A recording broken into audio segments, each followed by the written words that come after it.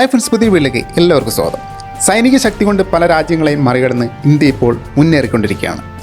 ഇപ്പോൾ ഇന്ത്യ പാകിസ്ഥാൻ ബന്ധം കൂടുതൽ വഷളായി വരുന്ന ഒരവസ്ഥയിൽ ആയുധങ്ങൾക്ക് ഏറെ പ്രാധാന്യമുണ്ട്.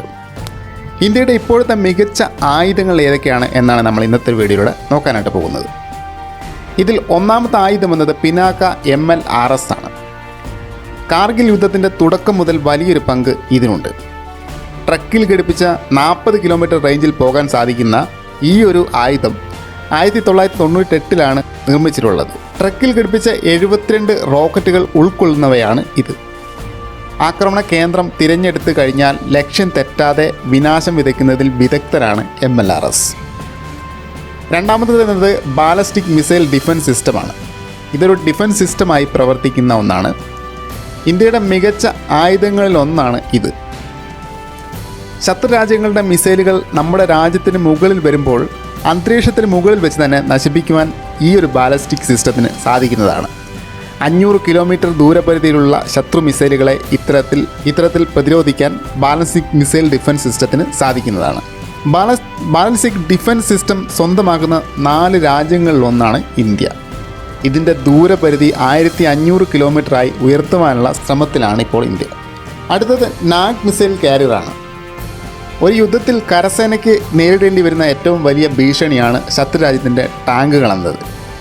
അതുകൊണ്ട് തന്നെ ഈ ടാങ്കുകളെ നശിപ്പിക്കാൻ വേണ്ടി ശേഷിയുള്ള ഒരു മിസൈൽ സിസ്റ്റമാണ് ഇത് ശത്രുരാജ്യങ്ങളുടെ ടാങ്കുകളെ കണ്ടെത്തി അവയുടെ ദുർബലമായിട്ടുള്ള മുകൾ ഭാഗം ലക്ഷ്യമിട്ട് ആക്രമിക്കാൻ ശേഷിയുള്ള ഒരു സിസ്റ്റമാണ്. ടാർഗറ്റുകളെ അതിവേഗത്തിൽ കണ്ടെത്തി ഏത് സമയത്ത് വേണമെങ്കിലും അവയെ നിഷ്പ്രയാസം കീഴടക്കുവാൻ ഈ ഒരു മിസൈൽ സിസ്റ്റത്തിന് സാധിക്കുന്നതാണ്.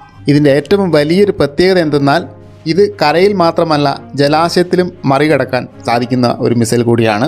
വളരെ കുറച്ച് രാജ്യങ്ങൾക്ക് മാത്രമേ ഈ ഒരു മിസൈൽ സംവിധാനമുള്ളൂ.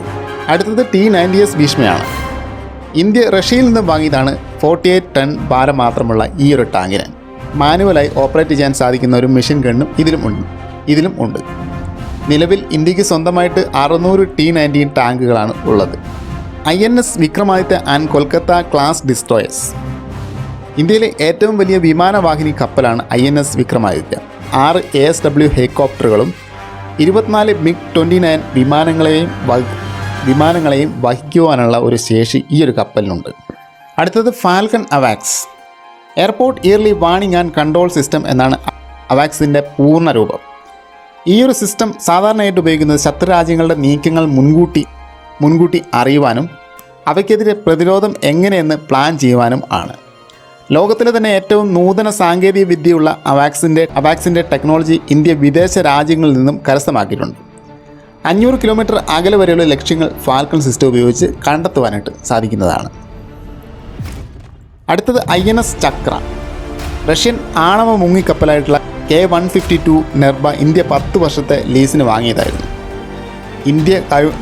ഇന്ത്യ കൈവശപ്പെടുത്തിയതിന് ശേഷം ഇതിന് INS ചക്ര എന്ന് പേര് മാറ്റുകയായിരുന്നു. ബ്രഹ്മോസ് മിസൈൽ. ഒരു സംശയമില്ലാതെ തന്നെ നമുക്ക് പറയാം ഇന്ത്യയുടെ ഏറ്റവും പ്രധാന ആയുധമെന്നത് ബ്രഹ്മോസ് മിസൈൽ തന്നെയാണ്. ഇതാണ് ലോകത്തിലെ തന്നെ ഏറ്റവും വേഗത കൂടിയ മിസൈൽ. കരയിൽ നിന്നും വിമാനങ്ങളിൽ നിന്നും അന്തർവാഹിനികളിൽ നിന്നുമൊക്കെ വിക്ഷേപിക്കാൻ സാധിക്കുന്ന ഒരു മിസൈൽ കൂടിയാണ് ഇത്. ഇന്ത്യയും റഷ്യയും സംയുക്തമായിട്ടാണ് ഈ ഒരു മിസൈൽ നിർമ്മിച്ചത്. 3 ടൺ ഭാരവും 9 മീറ്റർ നീളമുള്ള ഈ ഒരു മിസൈൽ ഇപ്പോൾ ഇന്ത്യൻ സേനയുടെ നട്ടെല്ല് എന്നാണ് അറിയപ്പെടുന്നത്.